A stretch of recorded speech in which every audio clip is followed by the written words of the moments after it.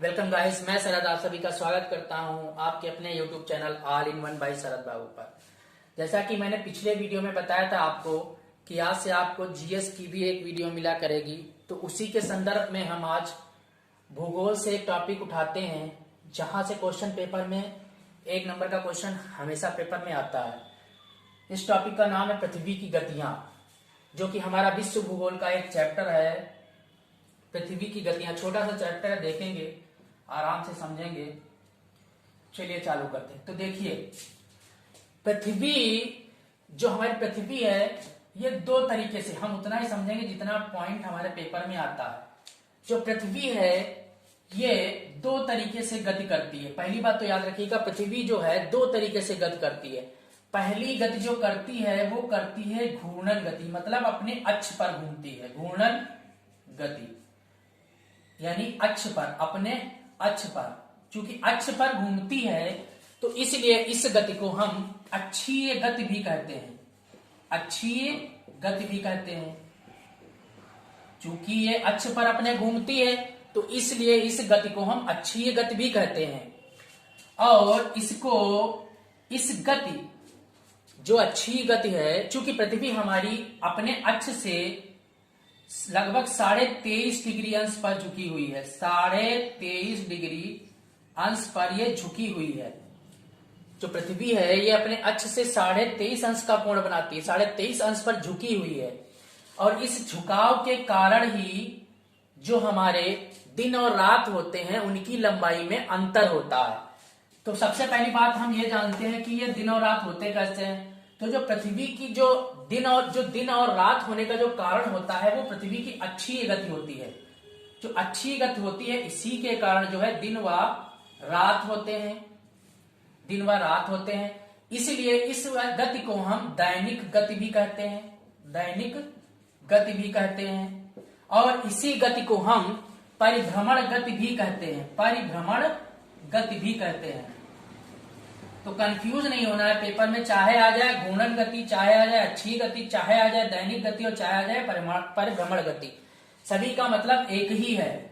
और इसका मेन कारण, इस अक्षीय गति के मेन कारण ही दिन और रात होते हैं।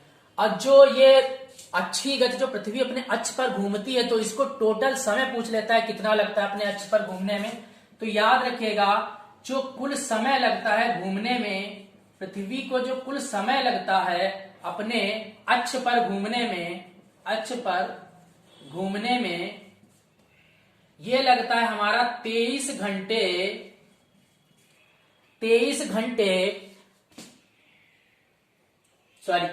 दिन नहीं, हाँ हम लोग अच्छी गति की बात करते हैं, माय मिस्टेक।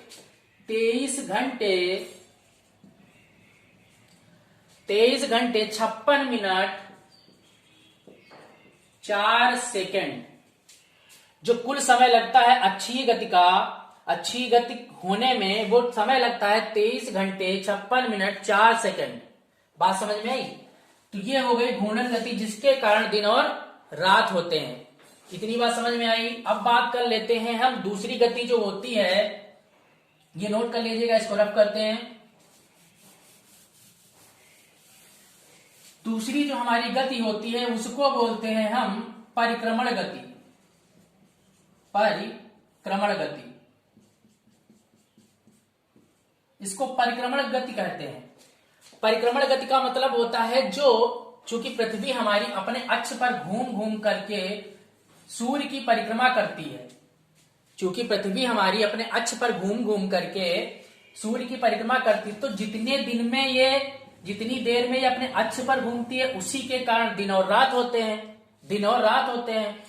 और एक अक्ष पूरा करती है, फिर आगे एक राउंड पूरा करती, फिर राउंड पूरा करती, फिर राउंड पूरा करती है। ऐसे ऐसे ये सूर्य के चारों तरफ ये अपना एक परिक्रमण काल जो है, ये परिक्रमण गति हमने बताया। पृथ्वी जो है, पृथ्वी सूर्य के चारों ओर घूमती है, ये होती है परिक्रमण गति। अगर आपसे पूछ ले परिक्रमण काल कितना होता है, परिक्रमण काल कितना होता है, तो याद रखिएगा जो परिक्रमण काल होता है वो 365 दिन मतलब कितने दिन में ये घूमती है? 365 दिन 5 घंटे 48 मिनट, 365 दिन 5 घंटे 48 मिनट 48 सेकेंड होता है, 48 सेकेंड होता है। जो एक्यूरेट समय लगता है वो पृथ्वी को परिक्रमण करने में 365 दिन 5 घंटे 48 मिनट 48 सेकेंड का लगता है। याद रखिएगा, चूंकि ये इतने दिन में एक चक्कर लगा पाती है सूर्य का, इसलिए जो इस गति का जो इस गति के जो कारण ही मौसम परिवर्तन होता है। ऋतु परिवर्तन जो है, ऋतु परिवर्तन का जो मुख्य कारण है, ऋतु परिवर्तन का जो मुख्य कारण है वो परिक्रमण गति ही है। परिक्रमण गति के कारण ही ऋतु परिवर्तन होता है। बात समझ में आई? इस गति को वार्षिक गति भी कहते हैं, वार्षिक गति भी कहते हैं, ये याद रखिएगा। तो हम लोगों ने यहाँ पर समझा पृथ्वी की दोनों गतियों के बारे में। पहली गति हमने समझी अक्षीय गति या परिभ्रमण गति, दूसरी हमने परिक्रमण गति। परिभ्रमण गति का काल जो होता है वो हमारा 23 घंटे 56 मिनट और इसका जो 56 मिनट और 4 सेकंड होता है, और जो परिक्रमण काल का जो हमारा होता है वो 365 दिन 5 घंटे 48 मिनट 48 सेकंड होता है। इसके कारण ऋतु परिवर्तन होता है, उसके कारण दिन और रात होते हैं। अगर तुम पूछ लिया जाए आप लोगों से कि पृथ्वी दिन और रात की लंबाई में जो है कारण क्या होता है, दिन और रात की लंबाई में कारण क्या होता है, तो चूंकि पृथ्वी अपने अक्ष पर 23.5 अंश झुकी हुई है, इसी के कारण जो है पृथ्वी पर जो है दिन और रात में लंबाई में जो है लंबाई में अंतर होता है। चलिए आगे कुछ देख लेते हैं इसी चैप्टर से इंपॉर्टेंट पॉइंट। अब देखिए, बात करता है आप लोगों से, पूछता है कुछ डेट्स के बारे में, इस चैप्टर से रिलेटेड संबंधी कुछ डेट्स के बारे में। तो सबसे पहले देखते हैं, मान लिया ये कोई सूर्य है, ये सूर्य है, तो सूर्य से जब पृथ्वी चक्कर लगाती है तो दो स्थितियां बनती है। जब सूर्य से यहां पर पृथ्वी है, यहां पर पृथ्वी है, ये हमारी पृथ्वी है और ये हमारी पृथ्वी है, ये सन है। तो यहां से यहां तक एक स्थिति बनती है, यहां से यहां तक एक स्थिति बनती है। स्थिति का मतलब है यहां पर सूर्य और पृथ्वी के बीच की न्यूनतम दूरी होती है, सबसे कम दूरी। कभी एक ऐसी स्थिति आती है जब सूर्य और पृथ्वी के बीच में सबसे कम दूरी होती है, और एक ऐसी स्थिति आती है जब सूर्य और पृथ्वी के बीच में महत्तम दूरी होती है, सबसे अधिक दूरी होती है। तो जो सबसे न्यूनतम जो दूरी होती है वो 14.7 करोड़ किलोमीटर होती है, करोड़ किलोमीटर, और जो मैक्सिमम होती है वो 15.21 करोड़ किलोमीटर होती है। तो अगर आपसे पूछ लेता है सूर्य की पृथ्वी से न्यूनतम दूरी कितनी है, तो 14.7 करोड़ किलोमीटर। सूर्य से पृथ्वी की मैक्सिमम दूरी कितनी है, तो 15.21 करोड़ किलोमीटर। लेकिन अगर पूछ ले सूर्य से average speed, average distance, average दूरी पूछ ले, औसत दूरी पूछ ले, तो 14, आप अगर पूछ ले सूर्य से पृथ्वी के बीच की औसत दूरी कितनी है, औसत दूरी कितनी है, तो 14.98 करोड़ किलोमीटर है, करोड़ किलोमीटर है। तो याद रखिएगा, मैक्सिमम दूरी 15.21 करोड़ किलोमीटर, न्यूनतम दूरी 14.7 करोड़ किलोमीटर, और जो एवरेज डिस्टेंस है वो हमारी 14.98 करोड़ किलोमीटर है। अब याद रखिएगा, जब सूर्य पृथ्वी के सबसे नजदीक होता है, जब सूर्य पृथ्वी के सबसे नजदीक होता है तो इसको उपसौर घटना बोला जाता है, उपसौर घटना, उपसौर घटना। और जब सूर्य पृथ्वी से सबसे अधिक दूरी पर होता है तो इसको अपसौर बोला जाता है, अपसौर घटना, अपसौर घटना। बात समझ में आई। या इसको सूर्य नीच भी बोला जाता है और इसको सूर्य उच्च भी बोला जाता है। तो ये याद रखना, अगर सूर्य और पृथ्वी के बीच की सब न्यूनतम दूरी है तो इसको उपसौर घटना, अगर अधिकतम दूरी है तो अपसौर घटना। और ये उपसौर घटना होती कब है, तो डेट याद रखना, उपसौर की घटना 3 जनवरी को होती है। उपसौर की घटना 3 जनवरी को होती है और जो अपसौर की घटना है वो 4 जुलाई को होती है। यानी कि अगर हमसे पूछे कि सूर्य और पृथ्वी के बीच सबसे कम दूरी किस डेट को होगी तो 3 जनवरी को, सबसे ज्यादा दूरी कब होगी तो 4 जुलाई को। बात समझ में आई, ये याद रखना, नोट कर लीजिए।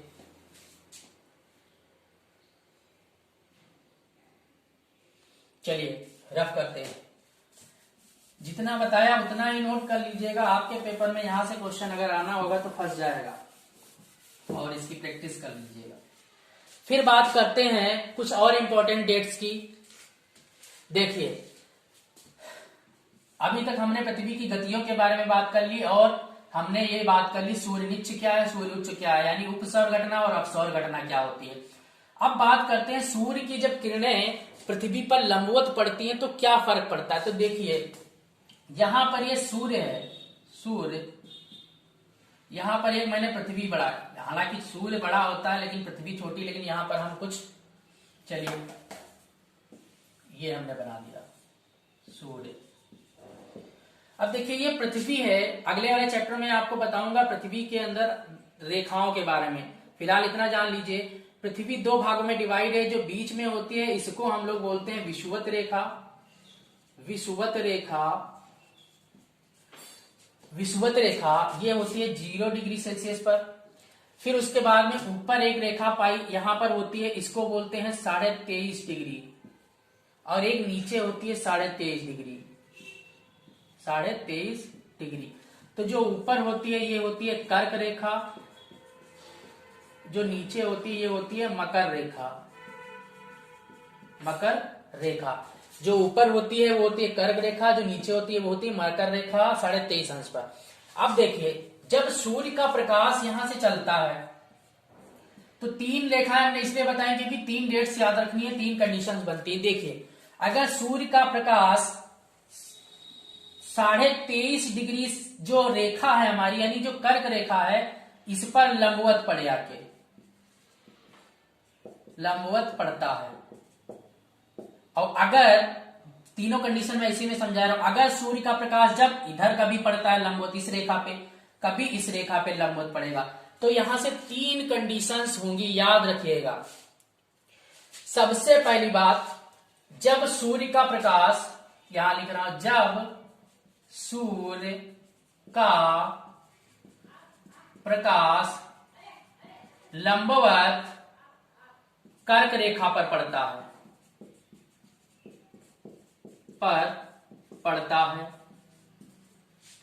दूसरा पॉइंट, जब मकर रेखा पर पड़ता है,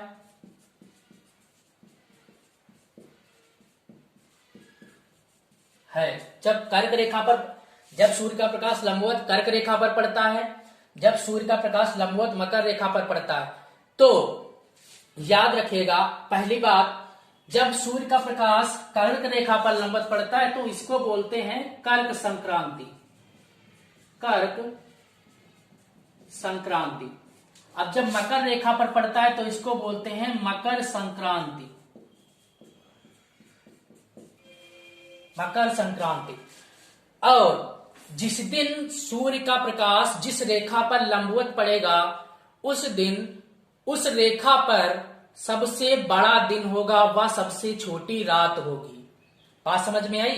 जैसे अगर सूर्य का प्रकाश लंबवत कर्क रेखा पर पड़ रहा है तो इस दिन, जिस दिन ये पड़ेगा, इस दिन कर्क रेखा पर सबसे लंबा दिन होगा और सबसे छोटी रात होगी। सेम इसका अपोजिट, उसी दिन कर्क मकर रेखा पर सबसे छोटा दिन होगा और सबसे बड़ी रात होगी। और अगर प्रकाश लंबवत मकर रेखा पर पड़ता है तो इस दिन मकर रेखा पर सबसे लंबा दिन और सबसे छोटी रात होगी। सेम इसका अपोजिट कर्क रेखा पर उस दिन आपका सबसे छोटा दिन होगा। ये डेट जिस दिन जो हमारा सूर्य कर्क रेखा पर लंबवत पड़ता है, यानी कर्क संक्रांति जो होती है वो हमारी होती है 21 जून। यहां पर मिटा के यहां लिख रहा हूं, जो कर्क संक्रांति होती है, यहां लिखा कर्क संक्रांति जो होती है वो हमारी 21 जून को होती है। 21 जून यानी 21 जून को भारत में 21 जून को कर्क रेखा पर सबसे बड़ा दिन और सबसे छोटी रात होती है, जबकि मकर रेखा पर 21 जून को सबसे छोटा दिन होता है। अगर बात कर लेते हैं मकर रेखा पर, अगर मकर संक्रांति की बात करते हैं, तो ये होती है 22 दिसंबर। अब आप लोग सोच रहे होंगे ये तो 14 जनवरी को होती है, तो ऐसा नहीं है। जो हम लोग जो है रहते कर्क रेखा पर हैं, लेकिन हम लोग फॉलो करते हैं मकर रेखा वाला नियम। मकर संक्रांति 22 दिसंबर को होती है, 22 दिसंबर को होती है। तो बात समझ में। अब 22 दिसंबर को मकर रेखा पर तो सबसे बड़ा दिन होगा, लेकिन कर्क रेखा पर उस दिन सबसे छोटा दिन होगा। ठीक, देखिए इतना नोट कर लिया। अब बात करते हैं हम, अगर सूर्य की किरणें लंबवत विषुवत रेखा पर पड़ती हैं, ये मिटा दें। चलिए देखिए यहां पर एक पॉइंट लिखिएगा, जब सूर्य की किरणें लंबवत विषुवत रेखा पर पड़ती हैं, तो इसे विषुभ कहते हैं। इसे विषुभ नाम दिया जाता है, विषुभ नाम दिया जाता है। तो इसको क्या कहते हैं? विषुभ कहते हैं। जब सूर्य की किरणें विषुवत रेखा पर लंबवत पड़ती हैं तो इसको विषुभ कहते हैं। अब ऐसी घटना 2 दिन होती है, एक होती है 21 मार्च को और दूसरी होती है 23 सितंबर को। यहां लिख रहा हूं, एक होती है 21 मार्च को, दूसरी होती है 23 सितंबर को। यानी जो सूर्य की जो किरणें हैं वो विषुवत रेखा पर 2 दिन लंबवत पड़ती हैं। एक पड़ती है 21 मार्च को, दूसरी पड़ती है 23 सितंबर को।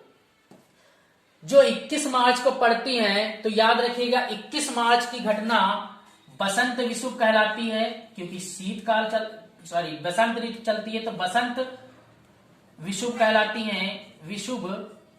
कहलाती है। और 23 सितंबर की घटना शरद विषुव कहलाती है, क्योंकि जाड़ा आने वाला होता है, शरद विषुव कहलाती है। बात समझ में आई? यहां पर भी लिखता हूं मैं, देखिए ये है बसंत विषुव, और ये है शरद विषुव। ठीक, तो 21 आपसे पूछेगा बसंत विषुव कब होती है, तो 21 मार्च को, और शरद विषुव कब होता है तो 23 सितंबर को। और एक याद रखिएगा, यहां पर निकालना हूं, जो 21 मार्च और 23 सितंबर, ये ऐसे 2 दिन हैं जिस दिन और रात की लंबाइयों में कोई अंतर नहीं होता, अर्थात दिन व रात बराबर होते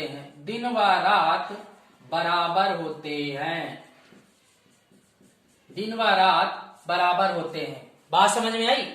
तो 21 मार्च और 23 सितंबर, 21 मार्च बसंत विषुव, 23 सितंबर शरद विषुव, इन दोनों दिन सूर्य की किरणें विषुवत रेखा पर लंबवत पड़ती हैं, इसलिए इन दोनों में कोई डिफरेंस नहीं होता।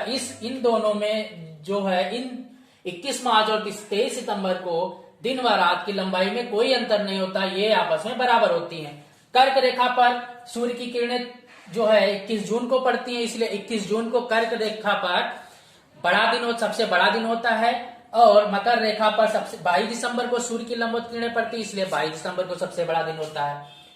बात समझ में आई?